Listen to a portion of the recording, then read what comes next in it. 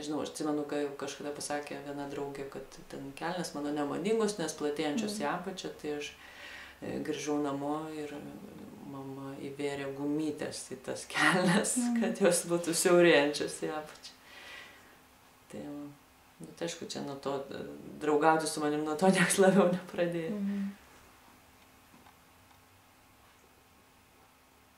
Tai va, o mokykloje tai teko būti ir tokio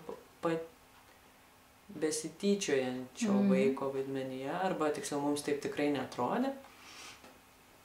Bet pas mus būdavo populiaru paskelbti boikotą kokiam nors vaikui. Tai yra su juo nedraugauti, nesikalbėti. Ten savaitę ar kiek ten jau ištveria, ar kiek, kol neteina kas nors tas išbarti. Tai iš tikrųjų mes labai ryškiai atsimenu, kaip mes boikotavom vieną mergaitę ir su ją nebendravom. Nes mums atrodė, kad jinai ten netinkamai elgėsi, meluoja, tai čia buvo toks būdas ją pamokyti. Toks mums atrodė labai priimtinas ir civilizuotas, dabar man atrodo, kad tai buvo labai nesąžininga tas mergaitės atžvilgiu ir svarbiausia, kad nedavė jokio efekto. Kad iš tikrųjų kartais mums atrodo, kad patyčiomis galim išspręsti kažką.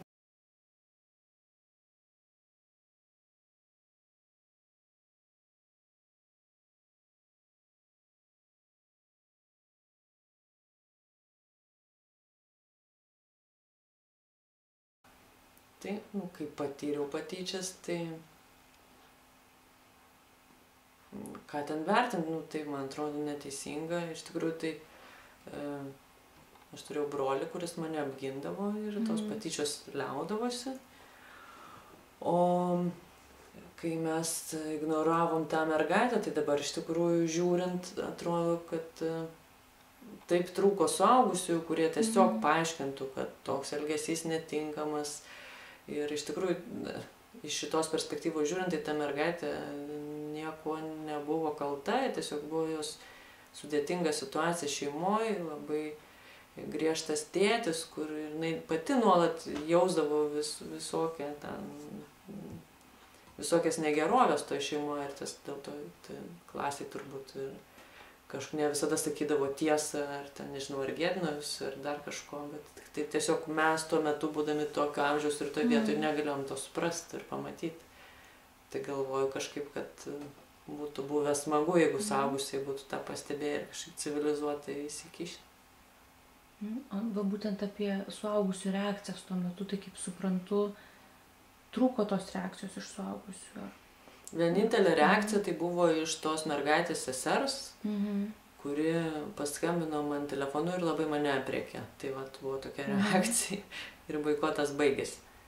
O mokytojai mokykloje ar kažkas? Šito aš neatsimenu, kad mokytojai ten kažkaip reaguotų. Iš tikrųjų, tai patyčios buvo vaikų reikalas. Jie patys turėjo su to tvarkytis, spręsti ir, kaip matome, sprendimai nebūdavo labai ten brandus. Ten kažkokie.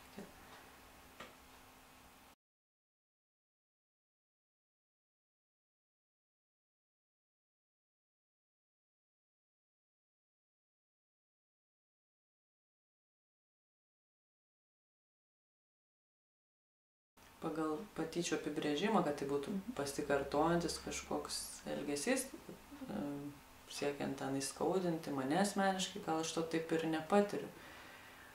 Bet iš tikrųjų stebėti ir matyti tai tenka, nes galbūt tos vaikiškos patyčios, arba kurias vaikystėje patiriam jau suaugusiųjų, įgyja kitas formas ir tai pasireiškia kaip nepagarba kitam žmogui, bet ir atrodo žymiai baisiau iš tikrųjų negu vaikų tarpe. Nes, pavyzdžiui, kartais tenka atsitiktinai ten pasiklausyti, pavyzdžiui, kad ir Seimo posėdžių ir ten tenka išgirsti, labai liūdna, bet tenka išgirsti ir apsivardžiavimų, ir įžeidinėjimų, ir pažeminimų. Vieni kitus parlamentarai, pavyzdžiui, žemina ir skaudina. Ir nepagarbiai elgiasi. Tai arba, pavyzdžiui, internete komentarus tenka skaityti, tenais tiesiog klesti patyčios ir nepagarba kitam. Tai aš manau, kad tas patyčios, reiškia, iš patyčių neišaugama, jos išauga, įgyja kitas formas ir turbūt dar baisesnės.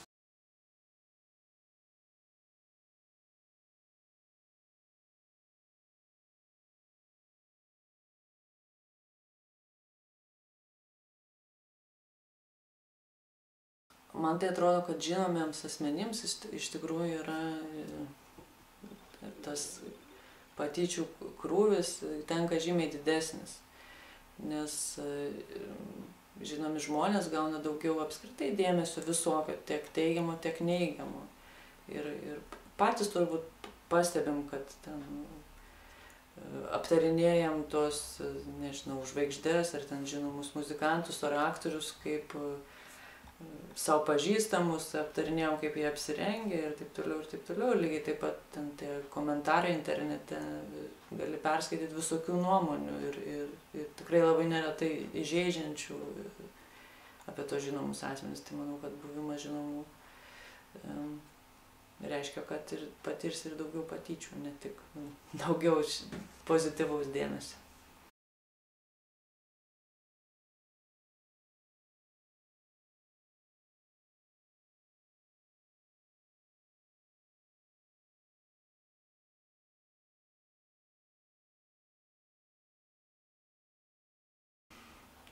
Tiems vaikams, kurie susiduria su patyčiomis, turbūt visų pirma norisi pasakyti tai, kad negalvotumėte, kad tai, kas vyksta, yra normalu ir kad jūs esat nusipelnęs, kad su jumis taip elgtųsi, kad iš jūsų tyčiotųsi, nes tai nėra normalu.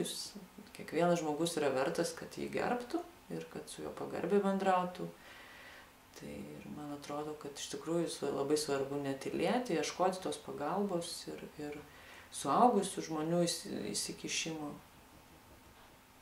Žodžiu, nepasiduokit ir nenusiminkit iš karto.